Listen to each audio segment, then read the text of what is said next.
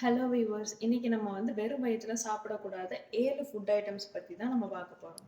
So அதில first பார்க்க போற ஃபுட் வந்து என்ன அப்டின்னா ஸ்பைசி ஃபுட். ஸோ காரமா சாப்பிடுற ஃபுட்ஸ் எல்லாமே வந்துட்டு நமக்கு வந்து வயிறு வலிய தரும். அதே மாதிரி வந்துட்டு ஆசிட் ரிஃப்ளெக்ஸ் வந்து அதிகமா இருக்கும். ஸோ நம்ம 2வதா பார்க்க போற ஃபுட் ஐட்டம் வந்து என்ன அப்டின்னா டீ அண்ட் காஃபி. ஸோ அது குடிக்காம நம்மளால இருக்கவே முடியாது. இப்ப டீ அண்ட் காஃபி வந்து நம்மளோட பாடி நார்மல் மெட்டபாலிசம்ல போய் இன்டரப்ட் ஆகி நம்ம பாடி மெட்டபாலிசம் வந்து கொஞ்சம் சேஞ்ச் பண்ணும். அண்ட் ஆல்சோ நம்ம வயித்துல வந்து ஆசிடோட ப்ரொடக்ஷனை வந்து அதிகமாக்கும். அதே மாதிரி வந்து கொஞ்சம் டிஸ்கம்ஃபர்ட்ஸும் வந்துட்டு தரும். 3வதா பார்க்க போறது வந்து கார்பனேட்டட் ட்ரிங்க்ஸ். அதாவது அந்த ஸ்ப்ரைட்டு, 7 அப், கொக்கோ கோலா, பெப்சி இந்த மாதிரி ஐட்டம்ஸ்லாம் நம்ம சாப்பிடுறது. அதே மாதிரி சுகரி ஃபுட்ஸ். ஸோ நம்ம கேக்ஸ், லட்டூஸ் இந்த மாதிரி வந்து எடுத்துக்கிறது. இது எல்லாமே வந்து நம்ம பாடியில வந்து பிளட் குளுக்கோஸ் லெவல வந்து ரொம்ப ரொம்ப இன்க்ரீஸ் பண்ணும். அதே மாதிரி நம்ம வயித்துல இருக்கிற ஆசிட் செக்ரீஷனையும் வந்து அதிகப்படுத்தும். ஸோ நம்ம 4வதா பார்க்குற ஃபுட் ஐட்டம் வந்து என்னன்னு சொல்லி சொன்னா, ஆசிட் ஃபுட்ஸ். ஆசிட் ஃபுட்ஸ் அப்படிங்கிறது வந்து என்னன்னா, அமிலம் அதிகமா உள்ள ஃபுட் ஐட்டம்ஸ். அது வந்து என்னென்ன அப்படின்னு சொல்லி பார்த்தோம்னா, தக்காளி, தயிரு, அதுக்கப்புறம் வந்து சிட்ரஸ் ஃப்ரூட்ஸ் அதாவது ஆரஞ்சு, லெமன் இந்த மாதிரி இருக்கிற எல்லாமே வந்து நம்ம சாப்பிட்றப்போ கூட கொஞ்சம் தான் வந்து ஆசிட் வந்து அதிகப்படுத்தும் நம்ம வயித்துல.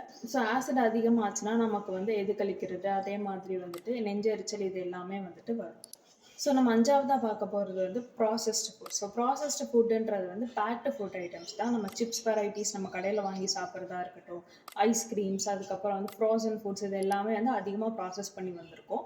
அதில வந்து அதிக அளவுல வந்துட்டு பதப்படுத்துறதுக்காக நெறைய பொருட்கள் சேர்த்திருப்பாங்க. கலரிங்க்காக நெறைய ஏஜென்ட்ஸ் வந்து சேர்த்திருப்பாங்க. ஸோ இதெல்லாம் வந்துட்டு நார்மலா சாப்பிட்டாலே நம்ம உடம்புக்கு ரொம்ப கேடு. இதில காலையில நம்ம சாப்பிட்டோம் அப்படின்னா, கூட கொஞ்சம் தான் பின்விளைவுகள் வந்துட்டு இருக்கும். அதுக்கப்புறம் 6வதா பார்க்க போறது வந்து fried food items. So fried food items வந்து நம்ம சாப்பிட்றப்போ வந்துட்டு அதிக ஆயில் இருக்கனால, அதுவுமே வந்து ஆசிடோட ப்ரொடக்ஷன வந்து அதிகமாக்கும். அல்சரேஷனுக்கு கூட அது வந்து வழிவகுக்கும். தென் நம்ம வந்து ரா ஃபுட். ஸோ ரா ஃபுட்ஸ்ன்னு சொல்லி எடுத்துக்கிட்டோம் அப்படின்னா வந்துட்டு, பச்சையா இருக்கிற நெறைய காய்கறிகள் வந்து நம்ம காலையில வெறும் வயித்துல சாப்பிட்றப்போ, இது வந்து ஆல்கலைன் கன்டென்ட் அதாவது காரத்தன்மையா இருக்கும். அது வந்து நம்ம வயித்துல போயி அந்த ஆசிட் கூட சேர்றப்போ, சில டிஸ்கம்ஃபர்ட்ஸ் வந்து நம்ம வயித்துல வந்துட்டு ஏற்படும்.